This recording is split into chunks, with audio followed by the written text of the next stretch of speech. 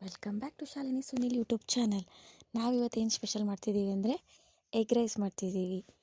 So ಒಂದು ಪ್ಯಾನ್ಗೆ ಎಣ್ಣೆ ಹಾಕ್ಕೊಂಡು ಫಸ್ಟು ಹಸಿಮೆಣ್ಸಿಕಾಯಿ ಹಾಕಿದ್ದೀವಿ. ಒಂದು 3-4 ಹಸಿಮೆಣ್ಸಿಕಾಯಿ ತೊಗೊಂಡಿದ್ದೀನಿ. ಸೊ 4-5 ಈರುಳ್ಳಿ ತೊಗೊಂಡಿದ್ದೆ. ಸೊ ಅದು ಕಟ್ ಮಾಡ್ಕೊಂಡು ಇವಾಗ ಎರಡನ್ನೂ ಫ್ರೈ ಮಾಡ್ಕೊಳ್ತಾಯಿದ್ದೀನಿ ಎಣ್ಣೆಯಲ್ಲಿ. ಚೆನ್ನಾಗಿ ಫ್ರೈ ಆಗಬೇಕು. ಆನಂತರ ಮೊಟ್ಟೆ ಹಾಕ್ಕೊಳ್ಳೋಣ. ನಾನಿಲ್ಲಿ 7 ಮೊಟ್ಟೆ ತೊಗೊಂಡಿದ್ದೀನಿ. ಸೊ 7 ಮೊಟ್ಟೆ ಹಾಕ್ತಾಯಿದ್ದೀನಿ. ನಿಮ್ಗೆ ಎಷ್ಟು ಬೇಕೋ ಅಷ್ಟು ಹಾಕ್ಕೋಬೋದು.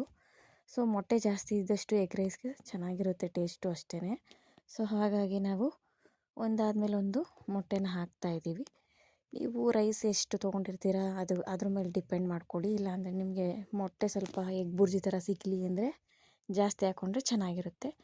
ಸೊ ಮೊಟ್ಟೆ ಟೇಸ್ಟಿಯಾಗಿರುತ್ತಲ್ವ, ಸೊ ಎಲ್ಲ ಹಾಕಿದ್ಮೇಲೆ ಸೊ ಹಾಗಾಗಿ ಇವಾಗ ನಾನು ಮೊಟ್ಟೆನ ಫಸ್ಟ್ ಹಾಕ್ಕೊಳ್ತಾ ಇದ್ದೀನಿ.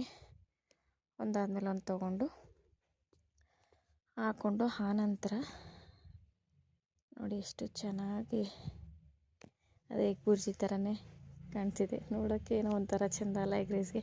ಈಗ ಪೆಪ್ಪರ್ ಹಾಕ್ತಾಯಿದ್ದೀನಿ. ಸೊ ಆನಂತರ ನಾನು ಸ್ವಲ್ಪ ಚಿಲ್ಲಿ ಪೌಡ್ರ್ ತೊಗೊಳ್ತಾ ಇದ್ದೀನಿ. ಆಮೇಲೆ ಇವಾಗ ರುಚಿಗೆ ತಕ್ಕಷ್ಟು ಉಪ್ಪು ಸ್ವಲ್ಪ ಹಾಕ್ಕೊಳ್ತಾ ಇದ್ದೀನಿ. ಆಮೇಲೆ ಅದು ಚೆನ್ನಾಗಿ ಫ್ರೈ ಆದಮೇಲೆ ಈಗ ರೈಸ್ ತೊಗೊಂಡಿದ್ದೀನಿ. ಒಂದು 1/4 kg ಮೇಲೆ ಇದೆ ರೈಸು. ಸೊ ಅದ್ರ ಮೇಲೂ ಪೆಪ್ಪರು ಮತ್ತು ಚಿಲ್ಲಿ ಪೌಡ್ರು, ರುಚಿಗೆ ತಕ್ಕಷ್ಟು ಉಪ್ಪು, ಆಮೇಲೆ ಸೋಯಾ ಸಾಸು, ಆಮೇಲೆ ಸ್ವಲ್ಪ ಗರಂ ಮಸಾಲ ಹಾಕ್ತಾಯಿದ್ದೀನಿ.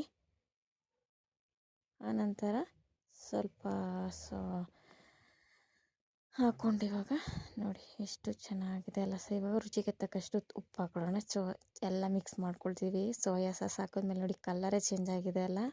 ಸೊ ಟೇಸ್ಟು ಅಷ್ಟೇ ಮಸ್ತಾಗಿದೆ, ನೋಡೋಕ್ಕೆ ಸ್ಪೈಸಿಯಾಗಿದೆ.